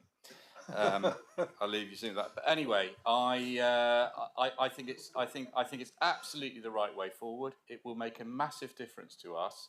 I think people who say it's an attack on second homeowners, it's not. What it is it's asking them to pay a fair share to our communities, and they are in a lucky position to own not one but two houses when many of our local families here struggle to own but one. And the fact that they pay a little bit more, if you've seen the capital increase in value of houses, I think they were talking about until the latest hiccup with our economy. Before that, they were talking about an increase in the region of 25% of house prices in the South Hams. You know, those are hundreds of thousands of pounds that people have made owning second homes in this district. And all we're doing is we're asking them to pay a little bit extra, a few £1,000s, in order to help support the services that we struggle to deliver, if I'm perfectly honest, both here at the district and indeed at the county. So I think and I know, and I'd like to pay tribute to the leader of the council here, that she has worked incredibly hard, lobbying the MPs, lobbying our local MPs for them to understand the issues that we struggle here. My one area where I'm slightly disappointed, and that is that I do hope that what we don't see is a mass migration to business rates as a result of this change, and which is why I've always been very keen that there shouldn't be a loophole at all. If it's a domestic property, you pay council tax whether you rent it out or you don't. It's very simple. There will be some extreme exceptions, and I accept that, but basically if you own a home, you pay council tax on it, whether it's your first, second, third, fourth. And I appreciate what Rose said about people saying it was their first, and obviously we've got an example of old honest Bob Jenrick, who didn't know whether it was his first, second or third home that he had in Herefordshire when he was living in it during COVID. And those are problems, and then inevitably they will be, but I don't think that's a reason why we shouldn't do it. I 100% support this. It's been a campaign of mine ever since I've been elected, or ever since when I first elected. Actually, you got 50% discount if it was a second home, and then it went to 10%, 90, and then it was 100, and ever since then I've been trying to say they should pay more. Anyway, so I hope everyone will support this. Thank you. So, Councillor Pearce, I believe you have the right to close the debate. Do you wish to speak? I do, please. Yes, Chairman. So this will be hopefully another tick in the box on our housing crisis list of things to try to resolve, because this was one of the items on the housing crisis list of actions. We have been lobbying our MPs to get the time limit changed. Now, I can understand on the business rates one why there was a year's gap, because the people who wanted to move on to business rates had to have a year's notice that they'd got to produce evidence of the past year to put forward to the present year to qualify. But in this case, there is no qualifying evidence, or the evidence, if there is evidence, we believe the council already holds it. So there is no need for a year's notice. So we are trying to get that pulled in as well. And I send out a message to people who live in the South Hams that, first of all, we're not declaring war on second homes. What we're trying to do is level the field and make it easier for our local residents to access somewhere to live, let alone somewhere they can buy. And we're not talking about necessarily people buying places, because we know that the majority of them can't afford the prices that are around in the area at the moment. But we do stand in solidarity to our local residents, because they all have a right to have somewhere decent to live. Thank you, Councillor Pearce. So, members, you have a motion before you, proposed by Councillor Pearce, seconded by Councillor Brazil. We will now move to the vote on that. All those in favour?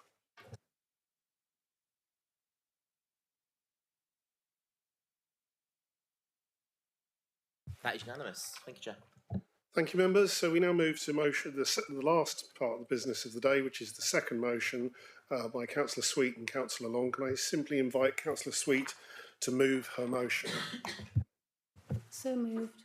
I invite Councillor Long to second the motion. Second, Chairman. And Councillor Sweet, would you like to introduce the motion? Yeah, thank you. So just to clarify on this, my main concern is advertising and marketing directed at young people. So we're talking about vapes being a nicotine delivery system, or I think on the sort of government website they're referred to as a nicotine inhaling product. So under the Tobacco Advertising and Promotion Display Regulations in England, you're required to cover your display of tobacco products. I would like to see vapes adhere to the same restrictions as all tobacco products. I was sort of really worried during the October half term to see a huge poster banner outside our local Morrison's store, kind of facing the path that school children would use to sort of come down from a secondary school. And it was advertising their Elf Bar being their vape stand within the store, which has recently replaced a sweet stand. So I kind of steamed into Morrison's and chatted to a manager there, and she said, well, have you seen the vape stand? You know, and everything is a floor to top height level. Everything's kind of reachable by all ages of children. You know, the flavourings, the colours, the names could all be described as being directed to young people.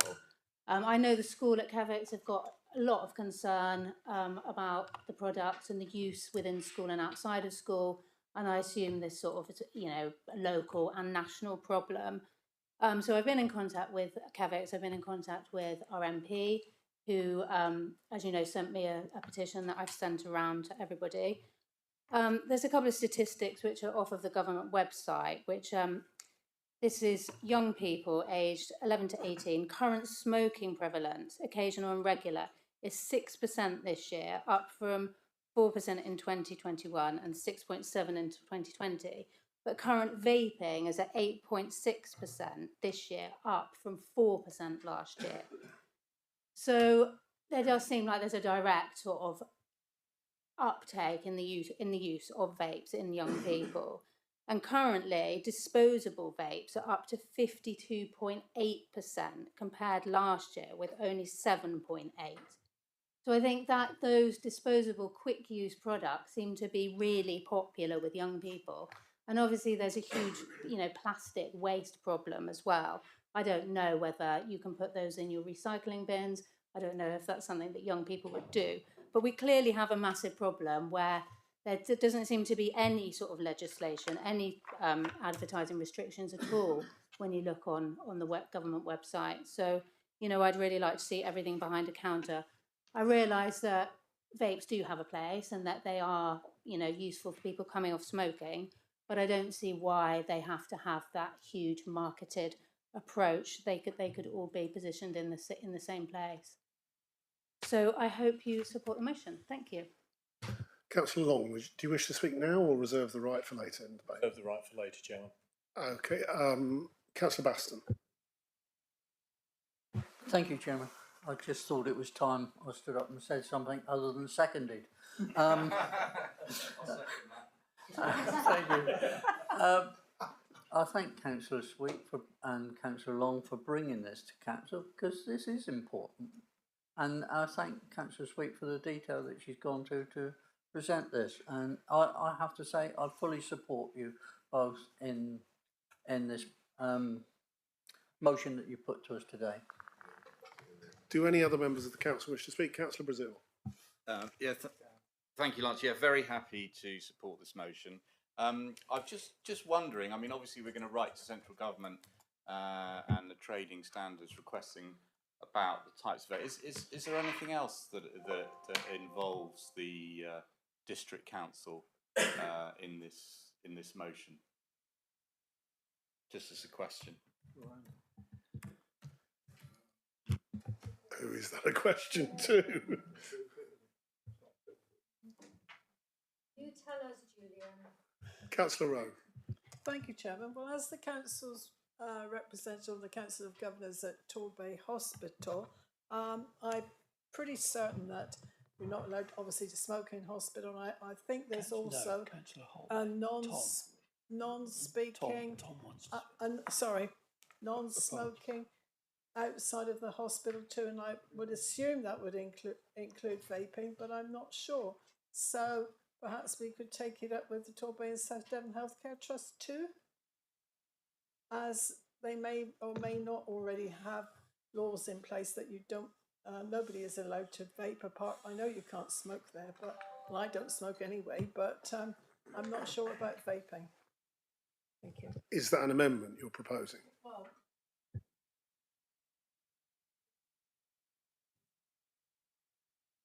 anyone would like to say What is the amendment you're proposing? that we also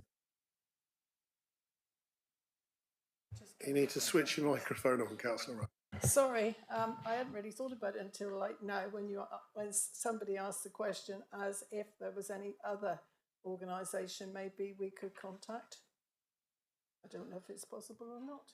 So you'd have to propose an amendment. Well, I then. want to propose the amendment that we also, are we writing to central government and trading standards and also to Torbay and South Devon Healthcare Trust and South Devon Healthcare Trust. Is that okay? Is that acceptable? Does that include Derby? Well, I don't represent Derriford, so I can't. Okay, so members, you have an amendment put before you, which is that we will also write to Torbay and South Devon Healthcare Trust. Do we have a seconder for that amendment? Councillor Hodgson has seconded. So I will now move to Councillor Brown, who has been asking to speak in the debate for quite a while. Thank you, Chairman. I expect myself to be in a very small minority on this one in my disagreement with it. And I don't come at this from the... Earlier in a previous agenda item, Councillor Thomas, when talking about the health and safety statement, raised vaping and highlighted that he'd been a smoker for a number of years, I'm guessing. I come at this as somebody who's never smoked a cigarette in my life, nor ever vaped in my life. But we're coming towards the end, Chairman, of a period where significant level of government restrictions on our lives. And I'm not a fan of the idea of particularly having more at the moment. And I'm also a fan of a little bit of personal responsibility coming into it. So I'm afraid I won't be able to support this. Not sure if I'll vote against it or not, but I certainly won't be able to support it. Thank you. Councillor Holway has been waiting on the call. Councillor Holway, can you hear us and speak? Thank you, Chairman. I'd just like to mention that, if you like, a bit closer to home, these disposable vapes have been known to cause fires in waste trucks. So there's another good reason, as well as trying to sort out those people who aren't actually sufficiently responsible, as Councillor Brown suggests. I'm someone who gave up smoking when Councillor Thomas was still in double French. But I'd still like to thank him for his very kind comments earlier. Thank you, Chairman. Councillor Thomas. Good to see Councillor Holway is firing on all cylinders, Chairman. I'm grateful to Councillor Brown for reminding the meeting of the history that I was going to go back to, which doesn't concern subjects that I was no good at school, but actually concern what happened earlier on in this meeting, because Councillor Brown is right. I did deliberately ask Mr Powell about vaping earlier on, and I did so with this motion in mind, because I wanted to encourage members to think that if you agreed, as we did unanimously today, that the health and safety policy had to be passed, and in so doing, if you surely logically put vaping on a level with smoking, as you'd have to have done if you agreed with that health and safety policy, then surely it follows logically that you have to support this motion. Because otherwise, what you're saying is that you believe in the health and safety of South Hams councillors and employees, but not in the health and safety of the teenagers of Totnes and the other towns and villages of the South Hams. And so on that note, Chairman, I would wholeheartedly support the motion. Thank you very much. Councillor Rose. Thank you, Chairman. I also wanted to kind of come back to Councillor Brown's comment, because whilst I very much agree with the principles of, freedom of, action and thought, and I don't agree with, over prescriptive government restrictions, I would like to make the point that advertising is actually detrimental to free will. Advertising is a form of brainwashing, which was developed from a relative of Freud, I think. So I would say that limiting the brainwashing of children isn't taking away their freedom of choice, is actually stopping private corporate interests in manipulating children to take up dangerous habits for their own private profit. Thank you. Councillor O'Callaghan. Thank you. Yes, I'd like to support this as well. I mean, all for personal responsibility, but we are talking, at least in part, about under 18s and school children. I mean, I've worked in a local school, and I was quite surprised to see the level of vaping from, you know, we talked about age 11 to age 18 in a secondary school, and apparently all those ages can be vaping. And I don't know how they get hold of them, because there are vaping shops and they're meant to be over 18s only, but the same happened with cigarettes. And vaping is sort of sold as a sort of way of coming off cigarettes, but I spoke to some kids at the school, and some of them, one of the older ones was saying they'd done some research into it, and the nicotine level of some of these vapes is far above cigarettes. So, you know, it can be worse for your health than cigarettes. And I think it's a bit of a wild west out there. You know, it can be very addictive, and young people, their systems are still developing. So it's going to harm them far more than it's going to harm older people. I mean, I noticed that kids were going, more than one of them were going into the loos, and I didn't know why they were doing that for perhaps longer than they should have done. And apparently I was enlightened that they were vaping, and there was a lot of it going on, and I was very surprised. I mean, I'm obviously out of touch with, but that is what's happening. And you know, people are thinking, as I say, vaping is a way of coming off an addictive product, but in some ways it could be seen as worse. So I think it's a serious problem, and I would like to support this. Anything that can be done about this, I think, is a good thing. Thank you. Councillor Baldry. I rise with some fear, Chairman, because I fear daggers may be drawn behind me. I am in total support of what Councillor Brown said. I think the evidence is not yet proved one way or the other about vaping, and it's certainly not proved on secondary vaping. I think people can decide for themselves.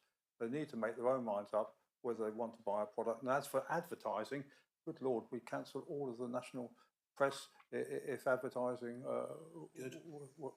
was stopped. And I'm sorry, I'm just saying, I'm in support of Councillor Brown. I cannot vote for this motion. Councillor Foss.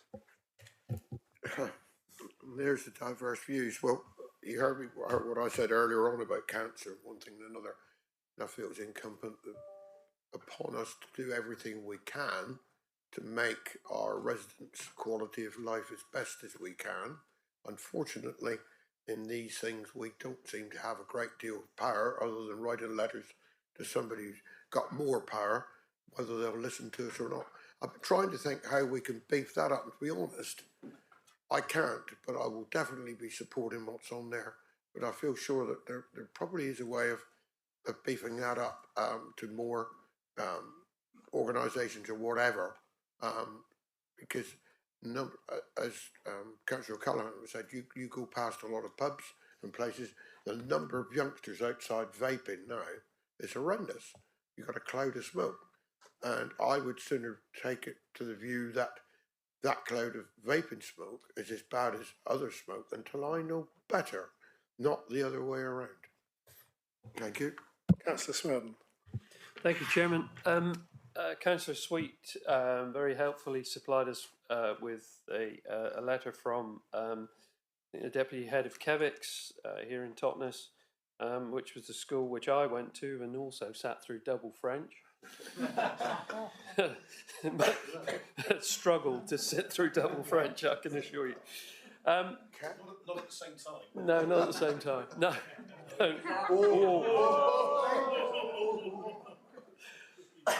Councillor Thomas, I'll see you later. Oh, that's too long. but I think the sentences. Incidentally, also my children went to Kevix too, so we've got quite a strong connection with it. But the sentences at the end pretty much sum it all up. The United Nations Convention on the Rights of the Child, which states every child has the right to the best possible health, and Kevix feel as such that they have the responsibility to do anything we can to limit young people under the age of 18 accessing vapes. So I would support that sentiment, and I will support the motion. Councillor Hawkins. Very happy to support the motion as somebody who has never had a cigarette in my life, and I've certainly never vaped in my life either. It surprises me and amazes me how many young people still smoke. You walk down the streets, or you come where I work in Paignton, and there they are walking up and down smoking, and I find that absolutely amazing in 2023 with all the evidence we've had that, you know, this is dangerous. So fully supportive of this. I was walking around Totnes recently. You've got a vaping shop in Totnes. I haven't seen both of them. I've seen one. It looked like a sweet shop. And it was absolutely amazing. I walked past it and I thought, oh, it's a sweet shop. That's new. And then I looked at it and looked at the sign, and it was a vaping shop. And if you get these people at a young age, it's very dangerous. So yeah, fully support it. Do any other members wish to speak that haven't spoken already? Councillor Hodgson?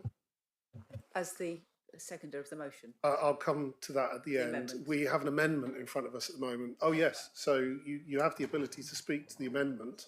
That's right, if you're ready for me. Yes, I am. So this is confession time. I had half a cigarette when I was 13, and my friend Karen had the other half. And we were on a boat, and we were both very, very ill, and we said we're never ever going to do that again. So that was quite a good a good way of learning. But I mean, all kids try this stuff, and I think the more restrictions we make on it and keep them as safe as we can while they're doing that and growing up and at such a vulnerable time to all sorts of media and publicity, I think it's our duty to do so. So that's why I fully support this motion and that bit of extra strength that Councillor Rowe has put into it. So yeah, I think it's really important to do, and I think that is our duty to young people. I mean, I hear what's being said about freedom and, you know, people should do what they like, but actually the freedom is actually very much on the other boot these days with the vested interests having the opportunity to just eat into anything. I mean, as soon as they started being able to sell Coca-Cola in schools, I thought there was a problem. So this is, you know, it isn't good. And I think you only have to have a quick glance on the internet to find out that vapes are being considered equally dangerous to cigarettes. And I think this motion will reflect it. And if these actions happen, then hopefully we can get that kind of out there as well. Thank you. Do any other members wish to speak to the motion? So we have an amendment before us, members, which we need to vote on first before I come back to Councillor Long and Councillor Sweet. So we have to vote on the amendment first. The amendment is to the effect that we write to Torbay and South Devon Healthcare Authority, Healthcare Trust, as well as central government. So we need to take a vote on that amendment first. Mr. White? I believe Councillor Long wishes to speak on the amendment before it's voted upon, Chair. Councillor Long? Yep. Chairman, I would like, I'll speak to it, and firstly, I would like to adjust the amendment and change it slightly to strengthen it somewhat by adding all partner organisations, so that we have the Council Right to Central Government, Torbay and South Devon Health Trust, trading standards and all partner organisations, so that we can sweep it wider to some of those other organisations out there. I think it's strength. I would like to speak to it before we move to the amendment. Firstly, to say that I'm pleased to see the level of support, interest and involvement in this from all members, even those who are opposing it, because this, again, is a sort of freedom of speech, freedom of rights. But one of the interesting things is the figures that have been said. Vaping is increasing quicker than smoking is declining. And I think, that is rather disturbing. But can I thank, Councillor Thomas, Councillor Rose, Councillor Callaghan, Councillor Foss for actually stealing and taking most of the comments that I was going to make. But I'm pleased they have, because it shows the sort of involvement, their interest and their concerns. And I would encourage all members to support this, to make a move and start to put some restrictions, as we've said, on vapes and other nicotine products, the same as cigarettes, because I think, as Councillor O'Callaghan said so quite clearly, if you're near schools, around schools, the extent of vaping by young people is very disturbing. But we're not restricting that freedom, but we'd just like to bring a little bit of sensitivity to it and sensibility to it, and perhaps stop people thinking that it is so easy, and that, I think, as Councillor Hawkins said, almost like sweets nowadays, and that's a big problem. So I would encourage everybody to support and vote for this motion. Thank you. You have a seconder for your amendment to the amendment, seconded by Councillor Sweet. Can I help, Chair? Maybe we've got, Yes, maybe we've got a way forward here. If Councillor Sweet and Long are prepared to accept both of those amendments in red, that would then supersede any amendments, and we'd have a substantive motion, which would just deal with the whole lot, hopefully. Both happy to accept that. Thank you. So we're therefore then out the realms of any amendments, and we're looking at substantive motion as per the screens.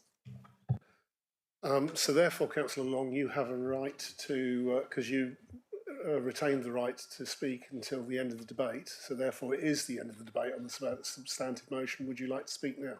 I think, Mr. Chairman, everything that's been said that can be said on this, and I just sort of again welcome the support of members on this.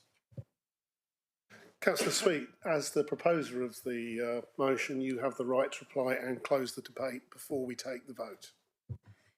Yes, so thank you everybody for your wide support and all the comments that have been made.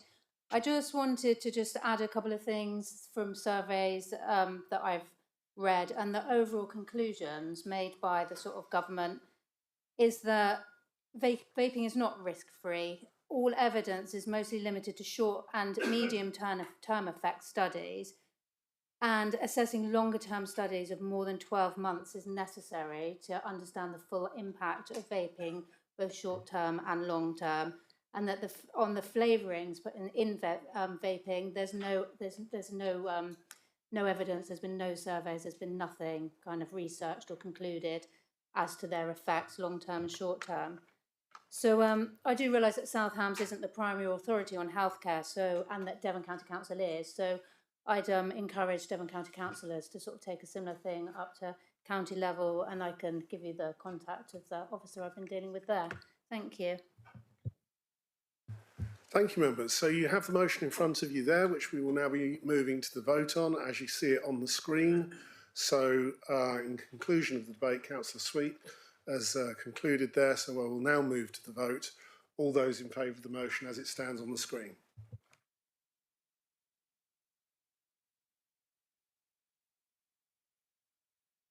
That is 25 in favour. Thank you, Chair. Any against? None against, Chair. Any abstentions? With 2 abstentions. Thank you. Thank you, members. Well, that's the end of the last agenda item. I have a pair of glasses here that was been left in the kitchen, I believe, in case anybody has left these glasses in the kitchen. They may not belong to any of you, but I do have them. Ah, great. Okay. If you could...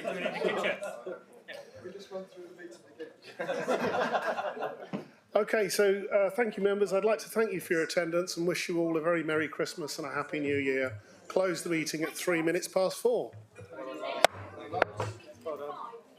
Not bad at all. No, we almost did.